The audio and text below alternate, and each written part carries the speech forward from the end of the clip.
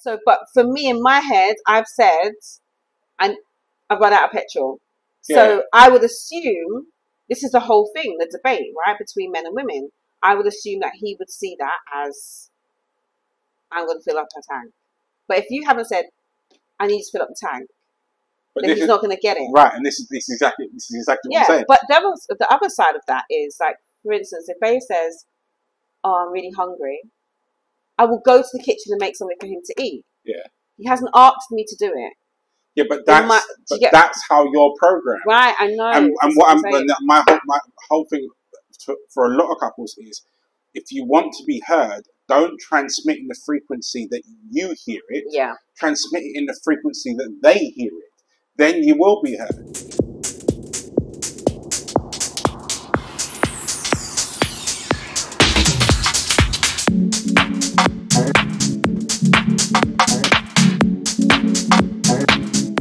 Good morning, good evening, good afternoon, whatever it is, wherever you welcome back to, is it season 3?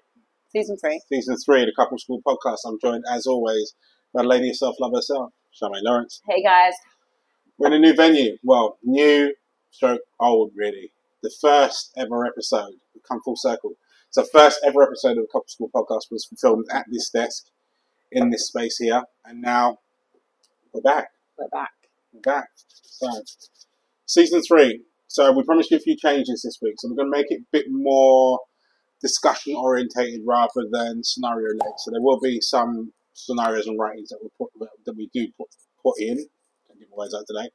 I thought we'd do, a bit more of a conversation, a bit more of an open conversation today, guys. We're going to have a conversation. So much is going on. We want to just have a chat. Yeah.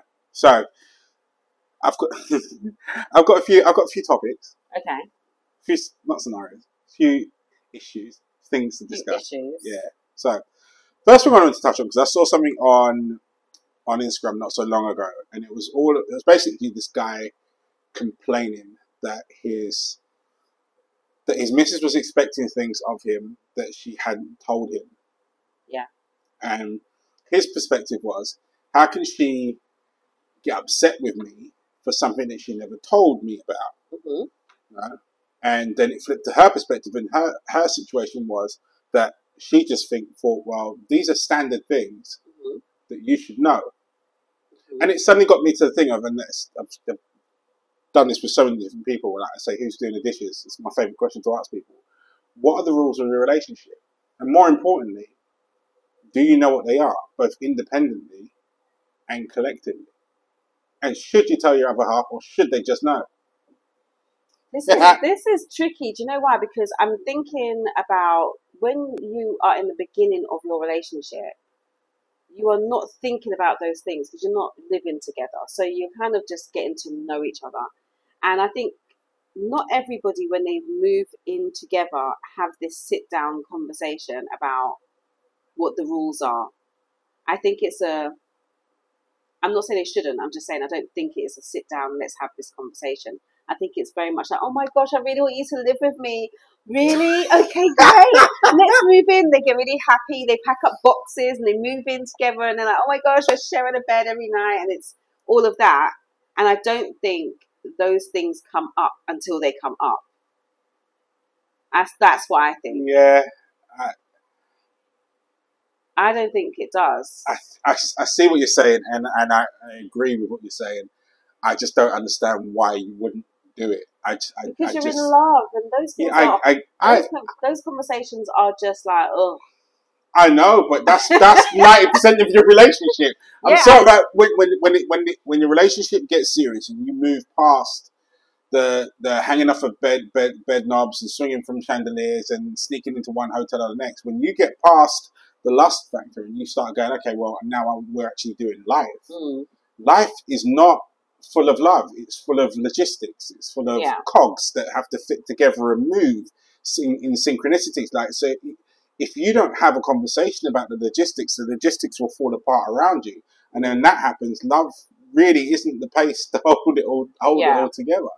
No, I definitely agree. I think that basically these things should be spoken about. I think I've told you this story before. I'm not sure if I told you guys this story before, but I remember driving with my mum, and I had just decided that Babe was moving in, right? So we had this conversation. I spoke to my daughters. They were happy for him to move in. And I was saying to my mum, yeah, we've sat down, we had a conversation about, how much all the bills are, and this is how much he's going to pay, and this is how much I'm going to pay. And she was just like, what? And I was like, yeah, we've done this conversation. And she just was like, she's never had that conversation with any man that's ever lived with her. It's just been like, he's come there and he's given us some money for shopping or whatever, and that's that. I said, but then that's not his house. So when men move in with women, they really must make sure that there's a conversation about this being their house, and that he's paying bills. He's got bills coming to the house, and there's a real understanding of who does what. And I think when everyone's all in love and they're just kind of like, oh, pack boxes and move into this person's house, or pack boxes and move to that person's house, I think that conversation doesn't happen. And I don't think people always feel that they belong. And so that's when those conversations don't always happen. I get what you're saying about the thing of being belonging when you move into a space that's somebody else's space. So that when Karen and I first got together, I moved into her apartment. Yeah.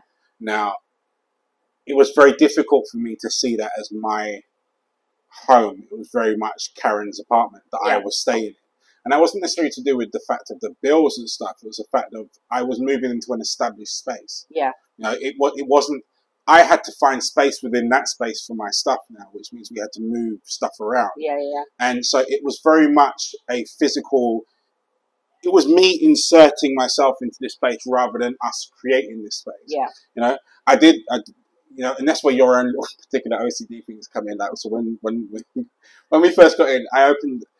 Okay, right. I'm quite specific with a lot of things.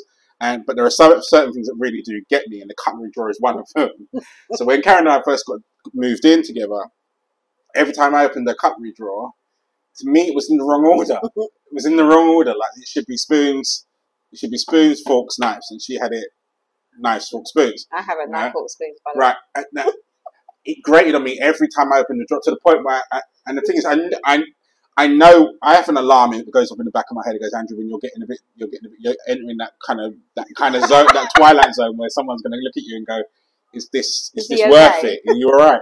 And I knew with that conversation that I was, and I suppose it was a test. It was one of the first lighter testing moments for us as a couple of can we actually do this? Yeah. Was based on how she reacted to because I can't deal with the drawer anymore. And she's like, what do you mean? And I had to bring her in the kitchen. I'm like, it's the wrong way around. And I have to change it. Now, for her, I still remember the look on her face of going, are you joking? And my face was dead serious. I'm like, I have to. I put up with it for as long as my brain can deal with it. It's the wrong way around, and I have to change it. And she went along with it. And she also went along with the teacups thing as well, because I have to have the fingers put in the same way. But we digress. But I think, but that was rules you didn't actually decide in the beginning. That's something that came along the way.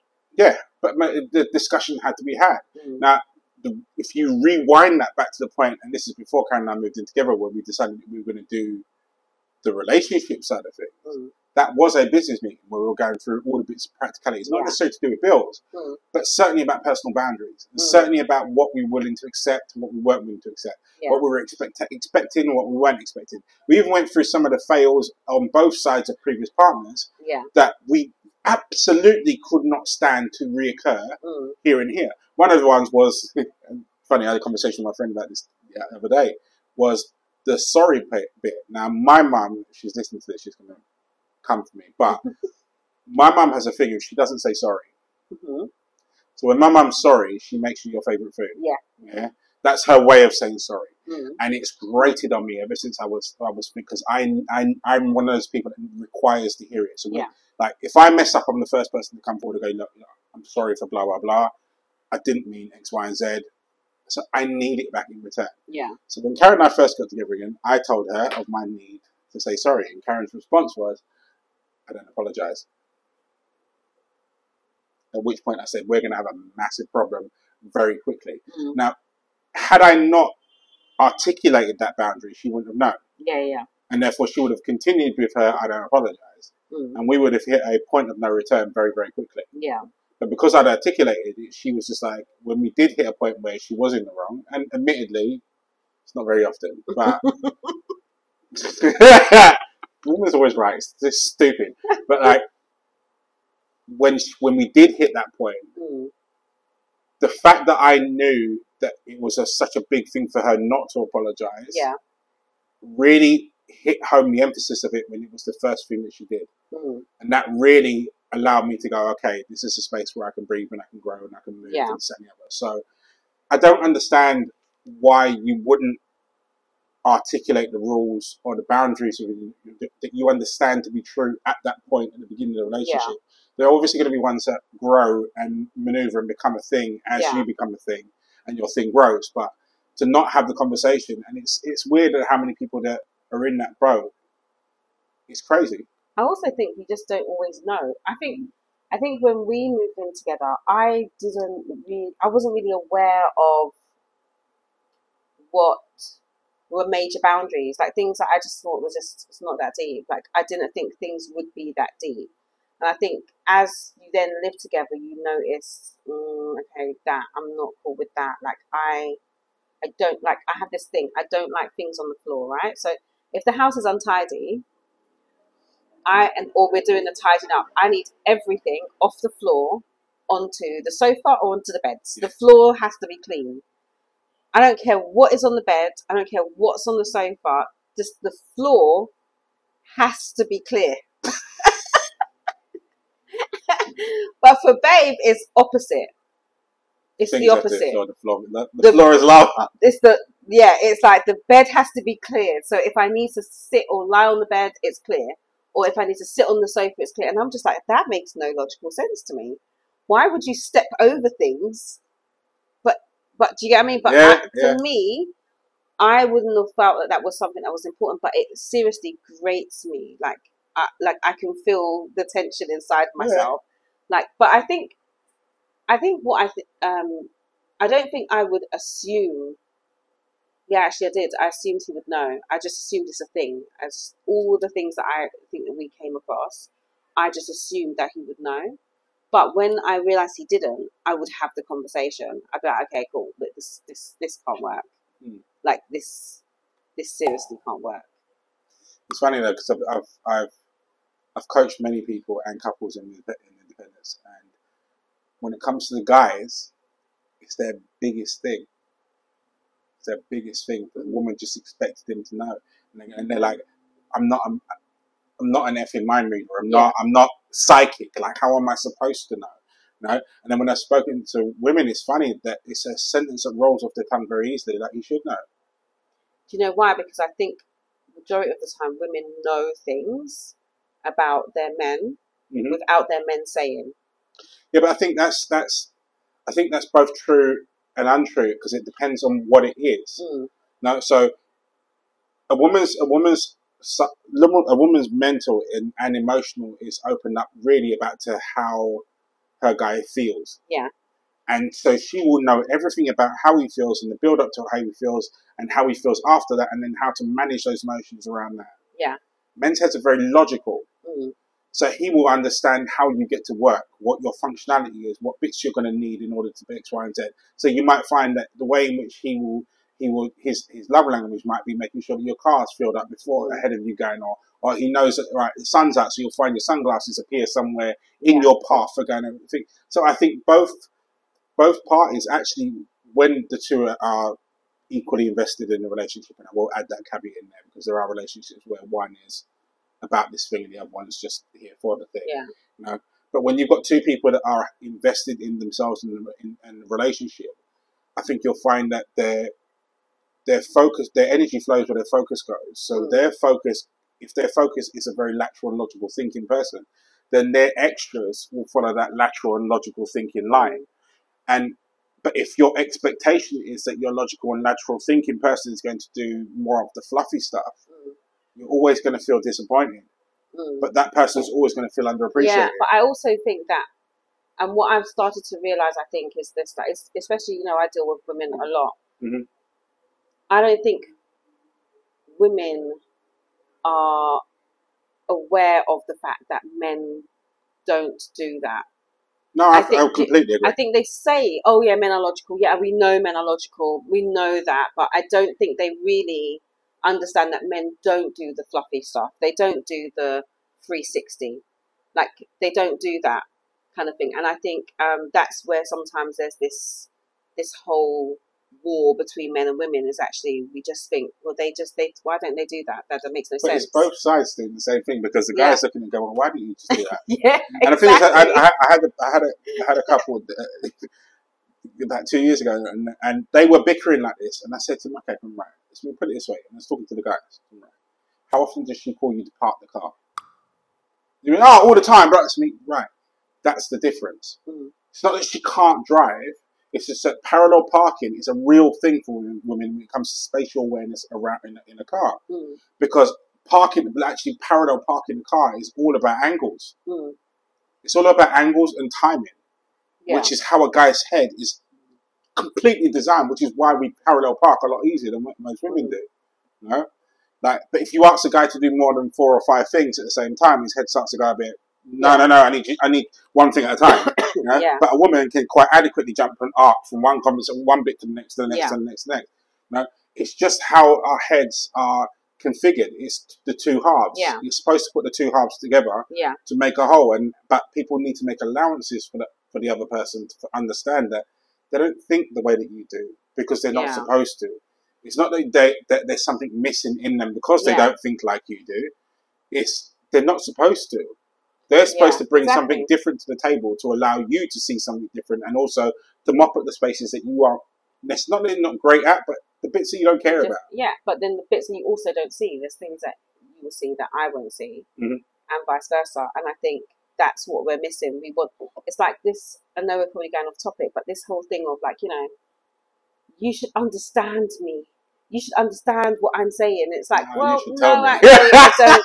No, I don't understand, kind of thing. And I think sometimes I've always felt like in my own relationships that I've had, it's very much like I've told you that, and it's like, no, you haven't. And in my head, I've told you, but I haven't said the words. I don't know. Let's example, fill the car up. Like I might say, oh, I've run out of petrol. For me, that's me saying, you need to fill the car up, right? However, it's not, right? So, but for me, in my head, I've said, and I've run out of petrol. So I would assume, this is the whole thing, the debate, right, between men and women. I would assume that he would see that as, I'm going to fill up her tank. But if you haven't said, I need to fill up the tank, then he's not going to get it. Right, and this is exactly what I'm saying. But the other side of that is, like, for instance, if Faye says, oh, I'm really hungry, I will go to the kitchen and make something for him to eat. Yeah. He hasn't asked me to do it. Yeah, but that's how you're programmed. Right, I know. And my whole thing for a lot of couples is, if you want to be heard, don't transmit in the frequency that you hear it. Yeah. Transmit it in the frequency that they hear it. Then you will be heard. Yeah. No, it's not that they don't want to do these things for you. It's not that they don't want to be there for you. It's just that you haven't given them the signal in the way that they understand it as a call for action. Yeah. And it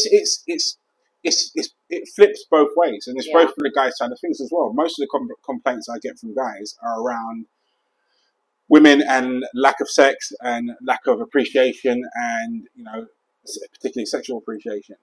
And you're putting it across to her in a way that you understand it, which by means is the more desperate I get or more blatant I get in my approach, signifies the length of time or the amount of displeasure I've got in that particular area. Yeah. But that's not how she receives. Grab it. Like I gave Karen a card for her birthday a little while ago, and it was a woman standing there doing the dishes. And she's sort of sighing, but her husband's come up behind her and grabbed her tits. And she's like, that's not how I want to be shown. That's not what I meant by showing her affection. And the card sums up a lot for me. So for guys, like when we get to the point where we're like, okay, right, well, it's been enough now. It's been long enough now. Like the acts towards what we want become more blatant because in our world, from a guy's perspective, like you might have if you've got a conflict with another guy, Yeah. You'll start with a general conversation, maybe a blasé comment and this and the other. But it'll gradually get to a point where you're like, look, yeah, what's good? Because blah, blah, blah, blah, blah. Your woman's not hearing you in that respect. All she's going to see is confrontation. The guards go up and then the guns get up. Yeah, it's like the male version of nagging. So it's like men will she's going and when men do that, it's like what you guys see as nagging. That's what we see. It's like constant like we're like whatever. That's so unattractive. So, like just that's the opposite of what it is that you're trying to do, because you're busy trying to be received in the way in which you transmit. Yeah. Now, rather than actually going, okay, right, well. I think it takes practice, though. I think couples 100%. practice that. They need to be aware of it and they need to practice that. Was literally going to be my next thing. It's the awareness factor to begin with. And to be honest, if you can hold yourself in that situation and not get focused on how disgruntled or frustrated that you are currently, and then move it to understanding how the other person is and where they're at, and then adjust your approach based on that, but still transmitting what it is that you need, then you're onto a winner. You know? Yeah. And yeah, it begins to change. But going back to rules of relationship, when people, this whole perception that people have got in terms of going, oh, he should just understand, or she should just understand, or they should just know. No. Yeah. No. Just tell them.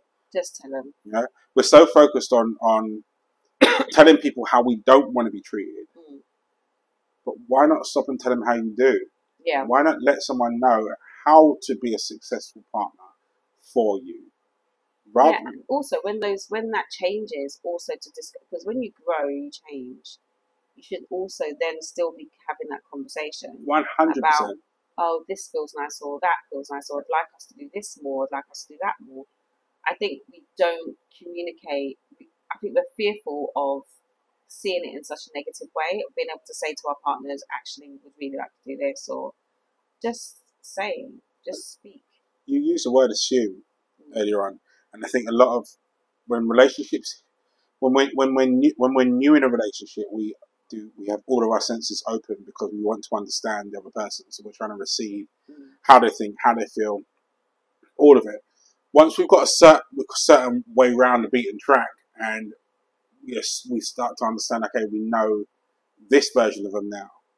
We start to make assumptions, and we stop learning, and we stop being open to learning about them because we know you. Yeah. And we forget that we might be living together, but you're a separate entity that's got exposed to all these different things, both when we're together and apart, that's causing you to grow. Yeah. Now, I had this conversation with someone the other day, and I said to him, right, well, you and your partner go to a movie, right? He goes, yeah, right. You see the same movie in the same theatre at the same time, under the same conditions, even have the same popcorn and what have you. Yeah. Yeah. You go, yeah, right, cool. I put money on it. Both of you will come up with two different versions of the same movie.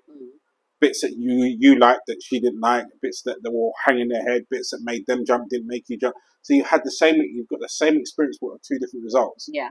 The same thing happens when you're in your relationship. You're living the same timeline, but you're experiencing two different timelines of evolution. Yeah.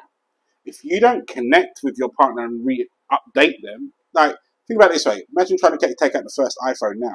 Yeah. I'm trying to figure out the phone call. The phone would just go, no. And the internet would just go, what the hell is that? Like, if you don't update your relationship, your operating system, then it doesn't matter how fancy your apps are. They can't communicate with each other.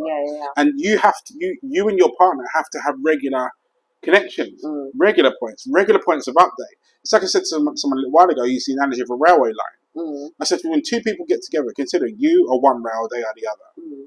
Every time you communicate effectively and about important stuff. So I'm not talking about what happens on EastEnders or Hollyoaks or that.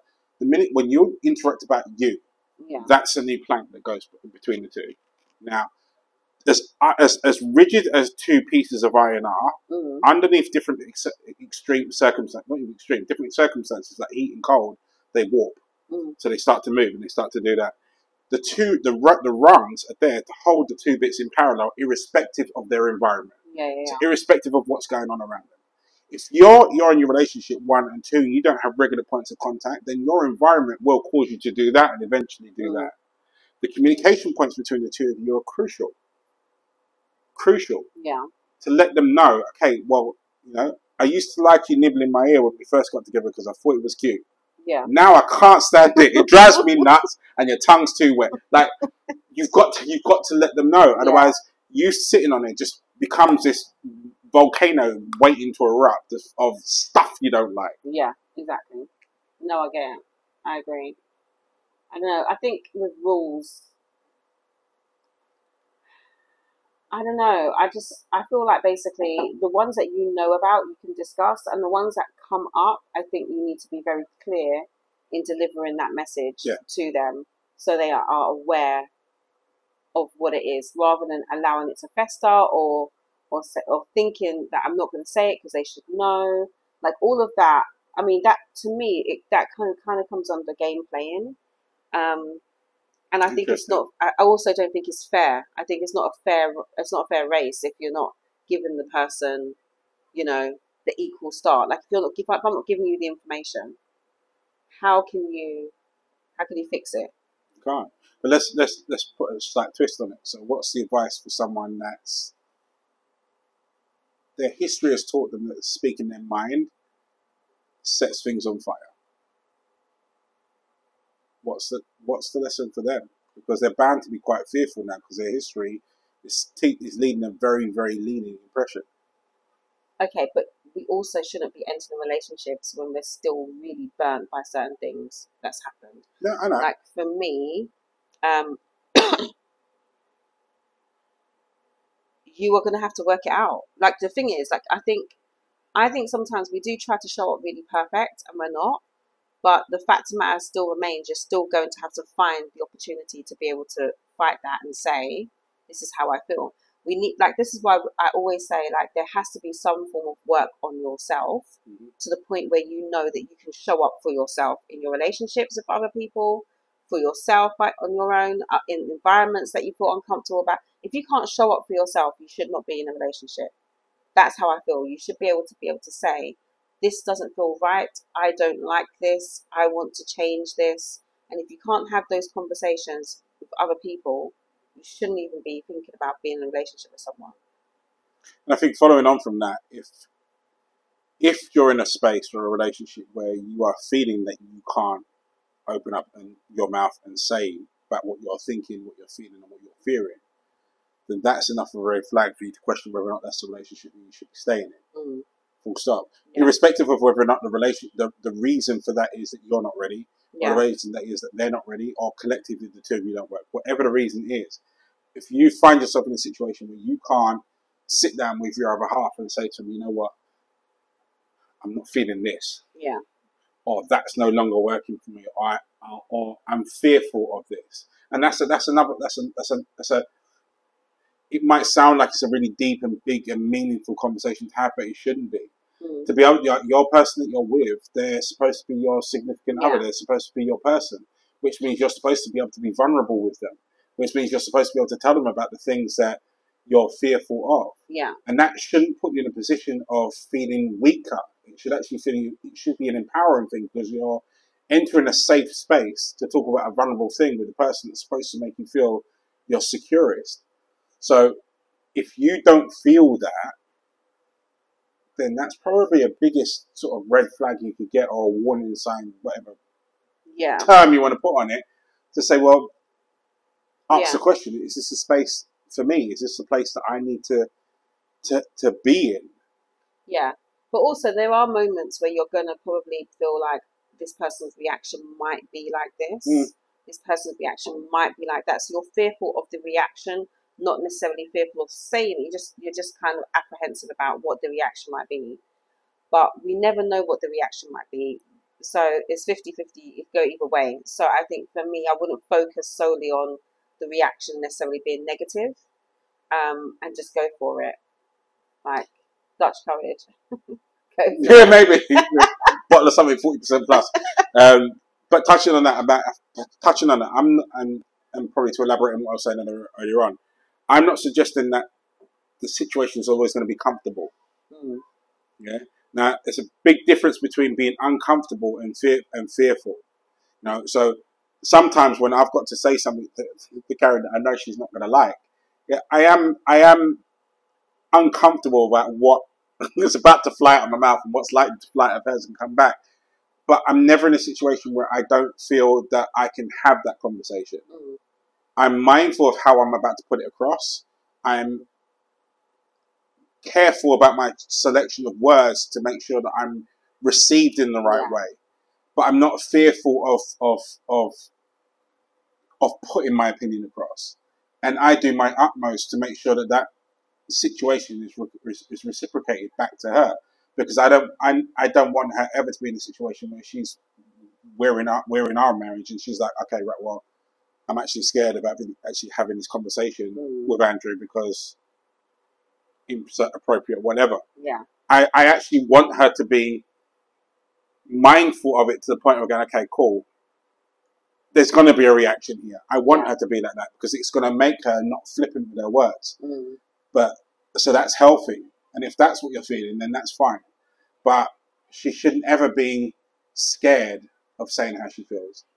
And that's my point. You shouldn't ever be scared of saying how you feel to your partner, to go, okay, well, cool. Whether this is working or it's not working, or I'm confused about this or I'm scared about this. Like, it should be something you're able to talk about. Yeah. You know? I agree. I think we've gone way off tangent on that. I've got way off the tangent. But you know, season 3, we can do that. Exactly. It's a new look. It's a new day. We do what we want now. But no, I think it's going back to the topic. It is, or the question, should we say? I think explaining the rules of your relationship are crucial, but I think you need to be careful how you set it up. It's not rules based on what other people have done wrong in the past and how you've been hurt. That's just transferring the hurt and updating it into your present day situation. It's taking the things you've learned from the situations that have hurt you and putting them forward in an empowering way that says, you know what, like, I actually like this. Yeah. That like this might have come across from I hated that. You know, you might have hated the fact that someone cheated on you and was disloyal to you. But your sentence into your new relationship is, I love people that are loyal to me. I love feeling loved. I love feeling secure. That's come from a place of hurt, but now it's a place of positivity. And I think it's focusing on that and teaching your new person or your existing person how to be successful at being your person. Yeah. Because I think that's the most important thing here, and I think we don't do it enough.